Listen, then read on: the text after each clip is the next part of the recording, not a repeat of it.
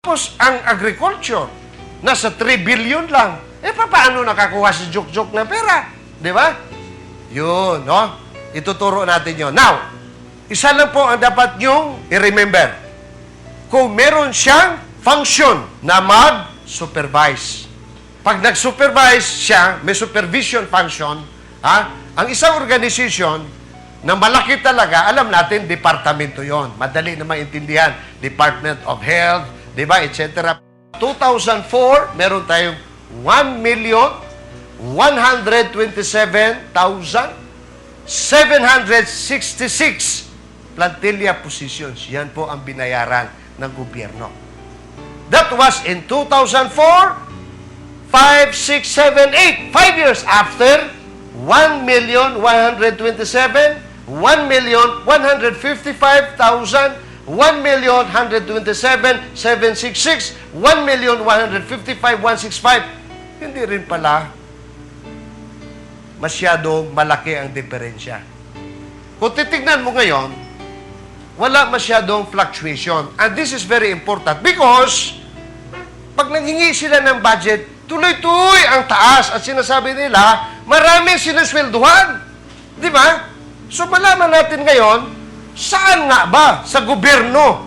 Meron na kayong guide, di ba? We are about to start by presenting to you the broad summary of the total new appropriations of this government. Yan. Ano yun? Gano'n na naman, di ba? Kapag ang budget ay na-approve, ang tawag dyan, appropriations. Galing, di ba? Budget, appropriations, di ba? Pagka ang budget na-approve into appropriations, alam mo, ang nangyayari doon, ang tawag na naman nila, allocations. It has been allocated. Di ba? Kapag na-allocate na, ibabayad na. Obligation. So, budget, appropriations, allocations, and obligations. Okay, ladies and gentlemen, the ground summary of the Philippine government. First and foremost, you have to know the source of our data nakalagay. So, Republic Act 9162, meaning 2002 po yan. Sunod na column, ito yung 2002, Republic Act 9206, 2003. Ayan, di ba? Yung 2004, House Bill. Ibig sabihin, noong 2004, hindi na-approve yung budget.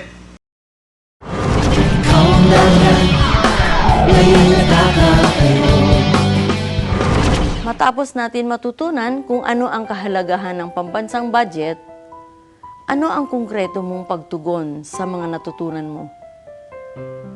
At ito ang ikatlong bahagi ng ating episode. The Center for National Budget Legislation would like to introduce you to Bantay Budget. This is your wake-up call. But what is the reality? The reality is this year's budget is 1.2 trillion pesos. And for 2009, believe it or not, ladies and gentlemen, next year, our proposed budget will be 1.4 trillion pesos. But there are two events that we would like you to focus on. And these are the forthcoming 2010 elections and the charter change. Let me digress a little bit and explain the importance. 2010. You know very well, ladies and gentlemen, that the approval rating of our president is one of the lowest today compared to presidents after Marcos. Therefore, her endorsement for 2010 will be a kiss of death. Right now, the administration does not have a winnable, viable candidate. Even Vice President De Castro is not really an administration puri. He's an independent. He is 22% in the surveys. So if you combine the opposition, talo sigurado si Noli. 80 versus 22. That's how important the 2010 budget is. Why?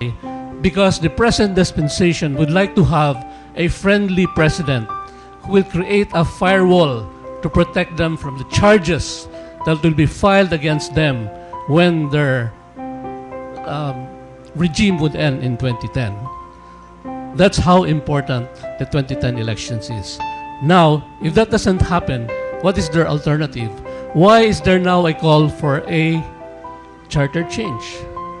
The two sons of the president are actively soliciting for a signature for a charter change through a joint assembly or voting by both houses of Congress. They would like the president to be given the legal opportunity to run as a parliamentarian of Pampanga and then take over the country again as prime minister. Will we allow that to happen? If we don't want that to happen, all of us must understand that no one must use the budget between now and 2010 in order to further the interests of those who want to continue with the way the budget has been mismanaged and misused as we have shown during the past years. What does this show? Ladies and gentlemen, there's an amount there, 670 billion pesos. What are we saying here?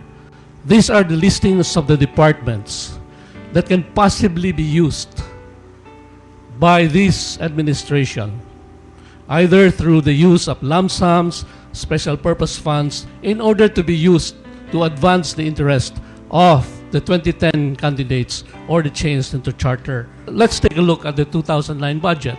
The total here is 725 billion, which is even bigger than the previous slide, which is 625.